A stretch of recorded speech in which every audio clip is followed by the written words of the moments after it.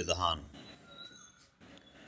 हर प्राणी का विधान विधाता ने जो रचा है वैसा ही उस प्राणी को करना पड़ता है। हर चीज अपने समय से अपने आप घूम रही है और हो रही है। रात दिन, सुख दुख, हानि लाभ, जय पराजय, हार जीत, सब कुछ स्वयं ही सिद्ध है।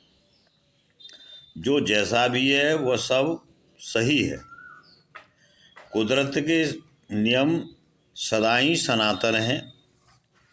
इस शरीर में बैठा हुआ पुरुष परम पुरुष परमात्मा श्री सद्गुरुदेव का आदेश मानकर वही करता है जो वे चाहते हैं।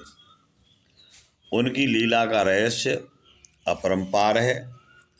भेद बुद्धि से यह समझ में नहीं आने वाला है। समता सिद्धि द्वारा ही समान रूप से जाना जा सकता है। जैसे फिरकनी की जो डोरी होती है ना, उसकी सहायता से जो फिरकनी घूमती नजर आती है, जब डोरी फिरकनी से को घुमा करके अलग हो जाती है।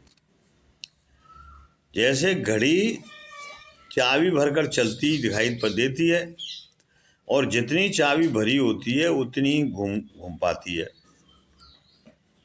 और जैसे कैसेट में जो गीत अच्छे बुरे भरे होते हैं वैसे गीत सुनाई देते हैं। सब उस कर्म की लीला है जो हमने किए हैं, सोचे हैं। सोचने और करने में कोई भेद नहीं है। इंद्रियां उसी काम को करती हैं जिसमें मन बुद्धि सहयोग करती है। आत्मा अपना प्रकाश जहाँ फैलाती है वह इंद्रिय कार्यशील हो जाती है। आत्मा परमात्मा का आदेश मानकर उसे अपना मार्ग दिखाती है। यह क्रियाक्रम और कारण तुरंत ही एक रूप होकर के इतनी तेज गति से चलते हैं कि इनके गुणों का जानना बहुत मुश्किल हो जाता है। अतः जैसे कुम्हार चाक पर एक कीली के द्वारा, एक लकड़ी के द्वारा उस डंडे से घुमा करके मनचाहा बर्तन बना देता है, आकृति बना देता है, ऐसे ही जीवात्मा ईश्वर के आदेशानुसार उसी रूप का चयन करती है जिसका आदेश होता है। और आदेश तब होता है जब हमारे कर्म होते हैं।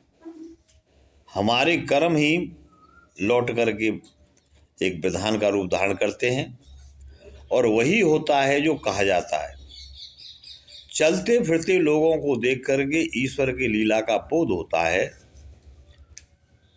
वह दयालु परमात्मा का खेल इतना रहस्यमय है कि उसको जानना इतना सरल नहीं है। बस इतना ही जानो कि जो हो रहा है वो सब पूर्व से निर्धारित और निश्चित है।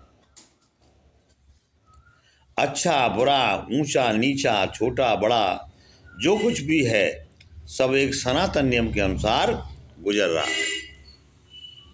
अतः जो हमारे प्रारब्ध सिंचित और क्रियमाण कर्म हैं उनके द्वारा, हमारे कर्मों के द्वारा ही जो विधान बनता है और वो विधान भोग करके ही कटता है। इसलिए अपने कर्म सोच समझ के करें। नमस्कार।